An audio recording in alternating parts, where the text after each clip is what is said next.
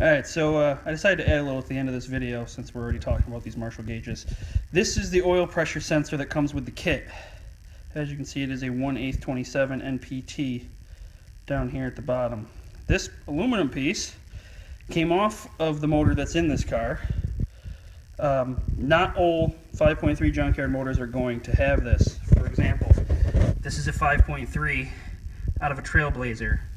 The ports are just blocked off. There isn't a cover there at all. It's got the bolts for it, but there is no cover. The Camaro F-body oil pan that's on this car, I bought online brand new. It has just a blank cover without this port on it. But you're going to want this style. I'm sure you can probably buy it someplace or go to the junkyard and find one. The motor in this car came out of a 2004 Tahoe. I'd like to believe that 2004 trucks, Tahoes, probably all have this. I could be wrong about that, but you're going to want this piece. When you get this piece, it's actually not drilled out. That hole in there isn't there. I had to drill that out.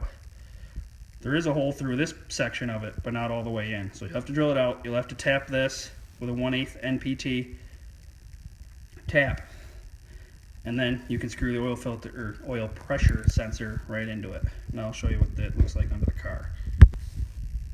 Alright, so this is the cover that was on the F-body oil pan that I bought online. As you can see, there's no port on it, just a domed flat cover. And surprisingly, it's actually got a paper gasket instead of an O-ring gasket like that other one's got.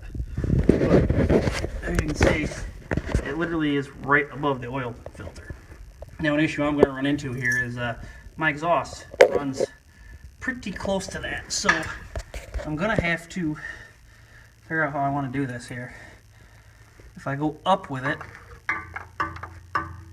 it will bolt on, but it is really close to the exhaust. I don't know if temperature will affect this or not. It's dark for you guys to see too.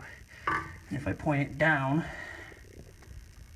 then it's still pretty close to the exhaust. So I guess it's not going to matter which way I go with it. It's got hot oil running to it, so temperature maybe is not a big issue here. I think I'm going to put it in the up position, and we'll see what happens. But that's what you got to do to get your oil pressure on.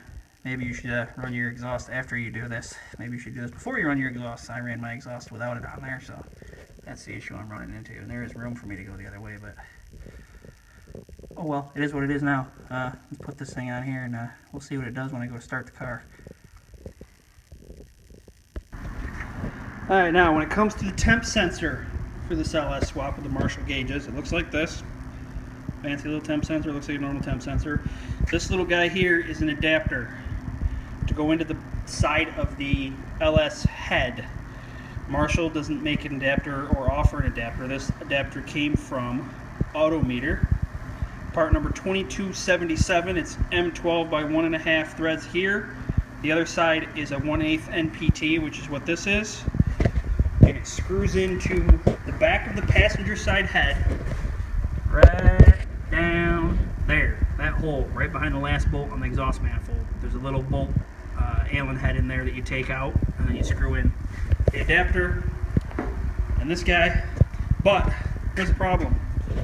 This is the adapter. It doesn't fit, so you're gonna have to drill it out. To drill it out, you need a 5/16 bit.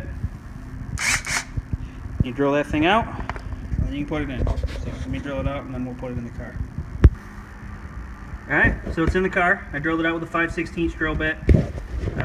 The adapter was like a 3/4 socket. Took that in until it crushed the copper O-ring that's behind it there that comes with the fitting when you order it.